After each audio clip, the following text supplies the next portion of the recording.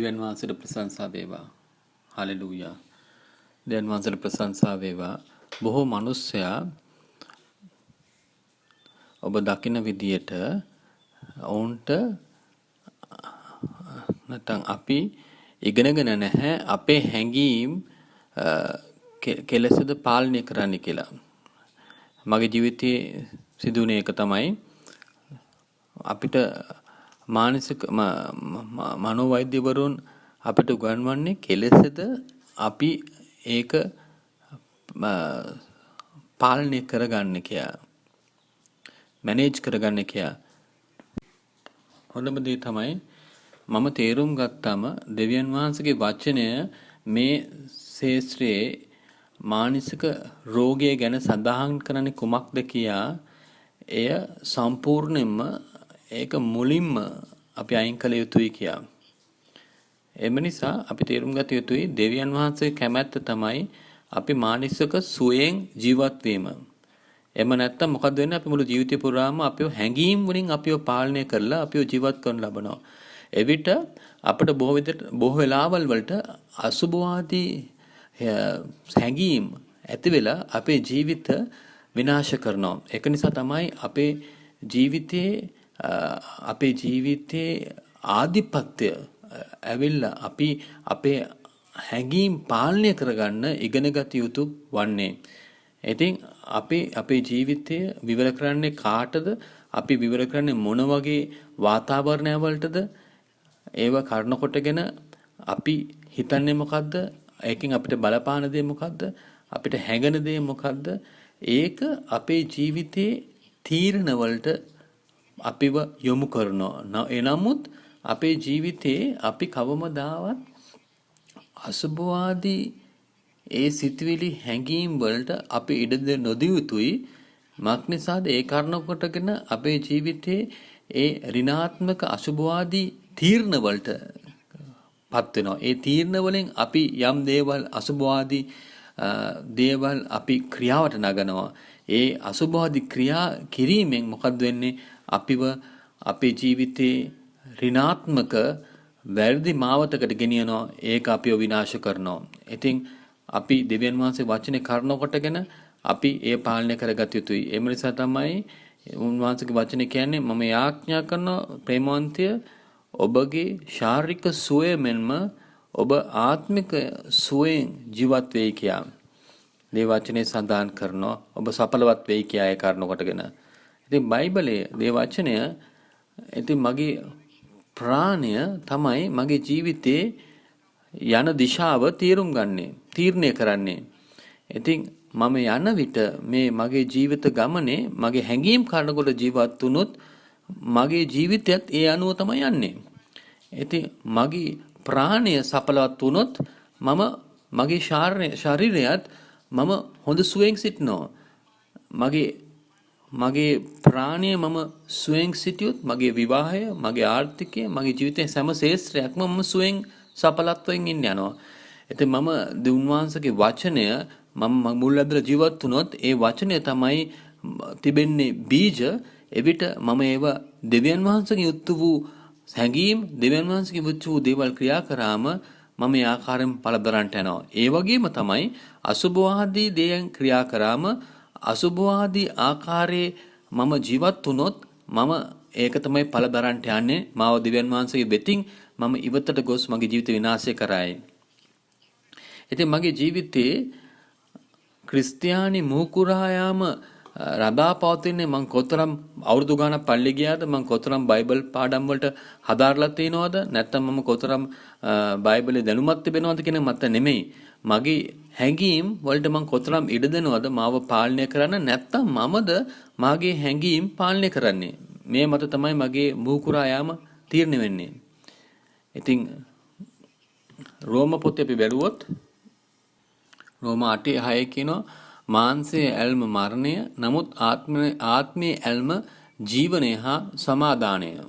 මම ආයිමත් කියන්නම් මාංශයේ ඇල්ම මරණය, නමුත් ආත්මයේ ඇල්ම ජීවනය හා සමාදානයය. ඉතින් මම මාංශයේ මනසක් තිබ්බොත් මම මොකද්ද වෙන්නේ?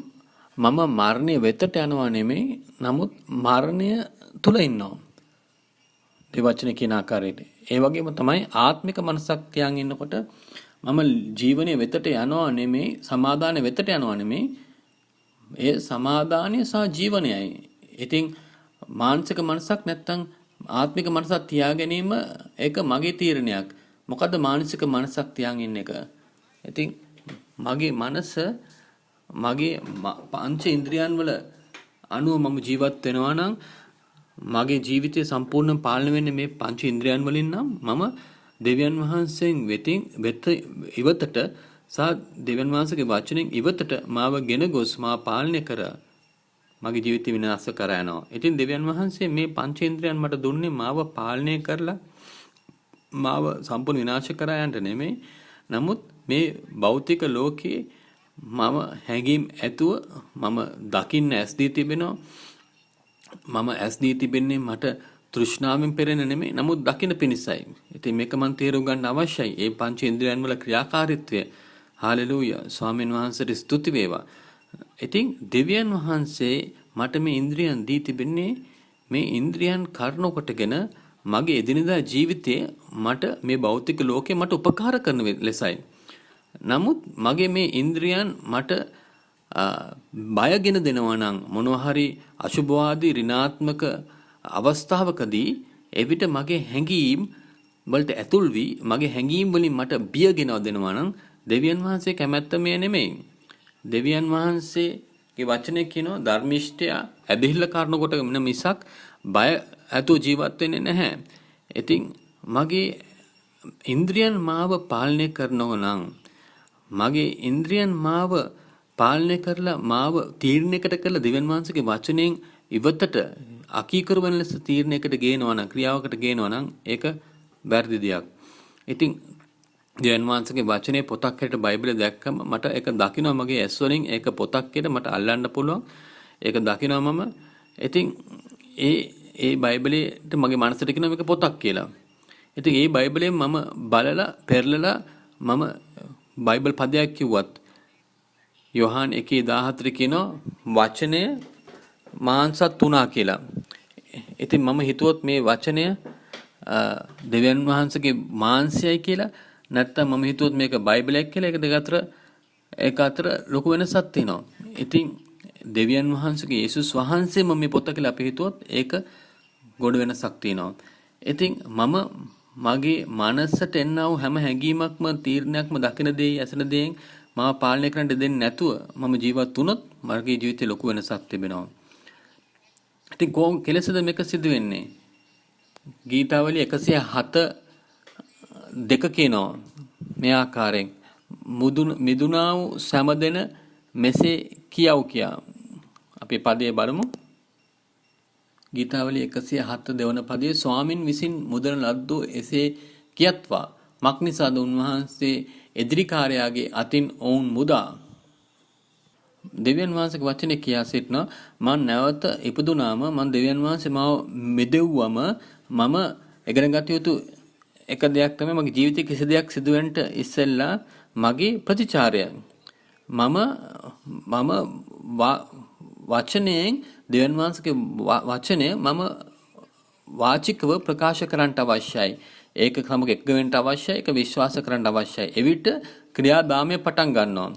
ඉතින් ආත්මික මනස කියන්නේ ජීවනයත් සමාදානයත් අපේ ජීවිතය අහුල්සාගත වෙලා තිබුණත් අපි උන්වහන්සේගේ වචනේ විශ්වාස කරලා ප්‍රකාශ කරාම ඒ වචනේ නැවත නැවතත් අපගේ කන් වලින් ඇසෙන්න ගන්නවා. ඒකට ඇදහිල්ල අපේ ජීවිතේට එන්න පටන් ගන්නවා. ඊට පස්සේ ඒ ඇදහිල්ල ඒ ආත්මය ඇදහිල්ල මොකද කරන්නේ? අපගේ ඒ වචන ප්‍රකාශ කරන වචන රැගෙන ඇවිල්ලා අප වාතාවරණය සම්පූර්ණ විනාශ කර ඒක පාලනය කර අලුත් දේවල් අපේ ජීවිතයේ අපට සුබවාදී දේවල් හට ගන්නවා. හලෙලූයා. ඉතින් කරදර වීම කනස්සල්ල ඒ අසුබවාදී සිතීමට එන්නා වූ මූලාරම්භයක්. ඉතින් මිනිස්සුගේ හදවතේ කරදර කනස්සල්ල මිනිස්සෙක්ව මානසික ආතතියට ලක් කරයි. නමුත් දෙවියන් වහන්සේගේ වචනය ධෛර්යයෙන් වචනය මිනිස්සෙක්ව ඒ හදවතම ඒ මිනිස්යාම සම්පූර්ණම ප්‍රීතියට ලක් කරනු ලබයි. ඉතින් කර්ණස්සල්ල මිනිස්යාව මානසික ආතතියට පත් කරනවා ලෙසම උන්වහන්සේගේ යහපත් වූ වචනය ධෛර්යමත් කිරීමේ වචනය අපි අසන්ට අවශ්‍යයි. ඒ වචනය ලැබුණම ඒ වචනේ කර්ණ කොටගෙන ඒක දෙවියන් වහන්සේගෙන් පැමිණෙන වචනය අපේ ජීවිතේ යහපත් අතට ගෙනෙයි. ඉතින් අපි අපේ එදිරිකාරයා වගේ අපි කියුවා වගේ අපේ එදිරිකාරයාගෙන් අපිව යේසුස් ක්‍රිස්තුස් වහන්සේගේ ලේ කර්ණ කොටගෙන අපි මුදවා තිබෙනවා. හලෙලූයා. ඒක නිසා තමයි හේබ්‍රු 13:5 කියා සිටින්නේ. අපි මේ පදයට අපි බලමු. නුඹලාට ඇති දෙයින් සතුටු වී වස්තු තෘෂ්ණාවෙන් තොරව සිටින්න මක්නිසාද මම කිසිසේත් නුඹෙන් අහක් වනෝයමි කිසි අන්දමකින් නුඹ අත් නහරිමි. උන්වහන්සේ කියා තිබේ. උන්වහන්සේ කියා සිටින මම කවදාවත් නුඹෙන් අහක් වනෝයමි නුඹ අත් නොහරිමි කියලා. දෙවියන් වහන්සේ කිව්වම කවදාවත් මාව අත්හරින්නේ නැහැ මාගෙන් අහක් හොයන්නේ නැහැ කියලා. උන්වහන්සේ පැය 24 තුලම සතිය 17ම තුලම උන්වහන්සේ සමුවිටම අප සමග සිටිනවා. නමුත් අපි දකින උන්වහන්සේ පියවසිය ඇසට නැහැ. එහෙනම් මම විශ්වාස කළ යුත්තේ මොකද්ද? උන්වහන්සේ මා සමග සිටිනවා. හලෙලූයා. එම නිසා පියාණනි මම ඔබ වහන්සේට ස්තුතිවන්ත වෙනවා ස්වාමී මේ සත්‍යතාවය අපිට ඉගෙනුවාට. අපි ප්‍රකාශ කරනවා ස්වාමී ඔබ වහන්සේ අප සමග සිටිනවා. අපි තුල සිටිනවා ස්වාමී ඔබ වහන්සේ රජුන්ගේ රජ ස්වාමීන්ගේ ස්වාමී. ඔබ වහන්සේ ස්වාමිනී රෝගය සහ මරණය සහ ස්වාමිනී අසුභවාදී යක්ෂක සියලුම දෙයක් ඔබ වහන්සේ විනාශ කරා. ඔබ වහන්සේ නැවත නැගිටිනු ලැබුණා. ඒ නැවත නැගිටිනා වූ ස්වාමිනී බලය මා තුල අප හැම කෙනෙක් තුලම තිබෙනවා ස්වාමිනී. මම මේ අවස්ථාවේ ප්‍රකාශ කරන ස්වාමිනී හැම කෙනෙක්ම මේ වචනේ අසන්නා වූ හැම කෙනෙක්ම සම්පූර්ණයෙන්ම සහ මුලින්ම යක්ෂයාගේ ක්‍රියාවල වලින් යේසුස් වහන්සේගේ නාමයෙන් නිදහස්. ආත්මයන් වහන්සේ ඔබ වහන්සේ නිදහස්කමේ ආත්මයන් වහන්සේ ඔබ වහන්සේ මේ අසන්නන්ගේ ජීවිතවල ක්‍රියා කරනු ලබනවා ස්වාමිනී. ඔබ වහන්සේ මේ කෙනාව සහ මුලින්ම සම්පූර්ණයෙන්ම නිදහස් කර ඇත. යේසුස් ක්‍රිස්තුස් වහන්සේගේ නාමයෙන් ඔබගේ ජීවිතේ හැම ස්ථානයක්ම සහ මුලින්ම සම්පූර්ණයෙන්ම නිදහස්. දැන් නිදහස්. දැන් දන්වැල් බිදංගු කැඩෙනු ලබනවා. දැන් නිදහස ලැබෙනවා. ඔබේ ජීවිතයේ, ඔබේ ආර්ථිකයේ, ඔබේ ඔබේ විවාහයේ, ඔබගේ රැකියාවේ, ඔබගේ ව්‍යාපාරයේ, ඔබගේ සෞඛ්‍යයේ නිදහස් ඔබ ජයග්‍රහයක ඔබ දැන් ලබන්න ඒක ආත්මෙන් ලබලා ඒක ප්‍රකාශ කරන්න ස්තුති කරන්න පටන් ගන්න. ඔබේ ජීවිතය සම්පූර්ණ කර ඉවරයි. ඒක සම්පූර්ණ කර ඉවරයි. ඒක අවසන් කර ඉවරයි. යේසුස් ක්‍රිස්තුස් වහන්සේගේ නාමයෙන්. ආමේන්.